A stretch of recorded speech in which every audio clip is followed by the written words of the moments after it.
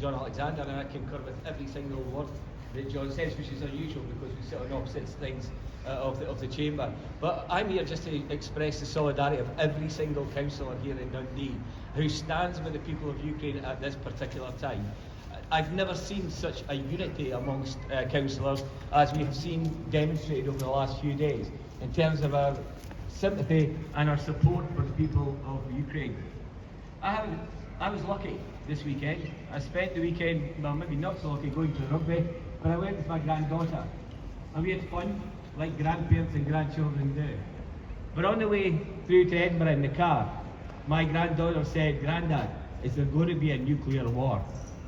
This terror that we are seeing enacted on the people of Ukraine is being felt by generations of children across the world who grew up not knowing about the threat of nuclear war. Those of us who are of a certain age will remember it from the Cold War days. Children terrified at the prospect of war. And I thought about that journey when I watched the television and I saw children hiding in shelter.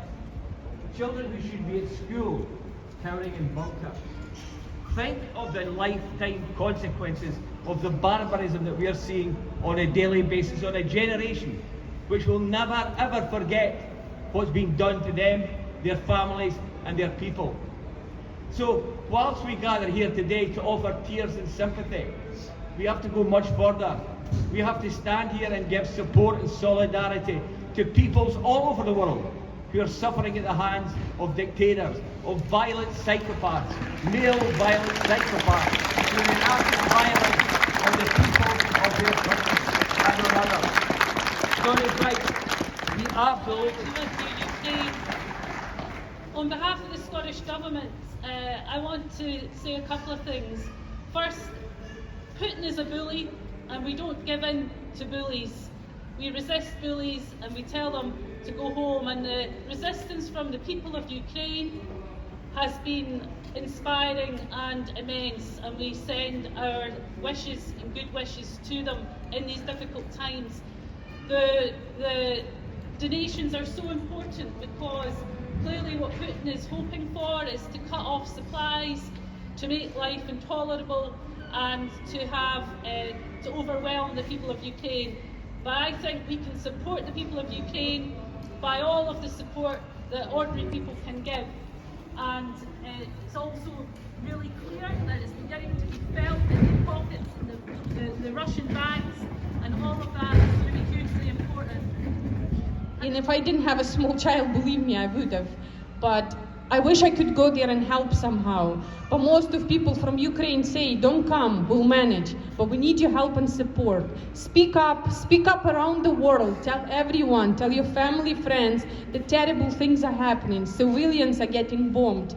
People are getting killed in the middle of the day. They can't escape anywhere because most of them have chosen to stay. They want to protect their country. Believe me that I can't say percentage-wise, but my family, all my family and friends stay. They're volunteers. My sister's making bulletproof vests right now. One of my friends making cocktail Molotovs right now. My brother is transporting things to hospitals and helping refugees to leave the country right now. But we need your help and support, because if we all speak up, then terrible things won't happen. Support that is being shown across the world. It's really easy to sit back and see the things that are happening in the world and get desensitized to them because they're not happening in your country. I myself am really lucky that I don't have to live in Ukraine right now, in that my parents moved here years ago, so we're in a safe place. I get to sleep in a safe bed tonight and I don't have to listen to the sounds of bombs or shooting or watch people die in front of me. I'm really grateful for everyone who showed up today, and I would like to also show solidarity to all the people across the world who are in the same position, whether it's Yemen, whether it's Palestine. I stand with them as well as just how I stand with Ukraine.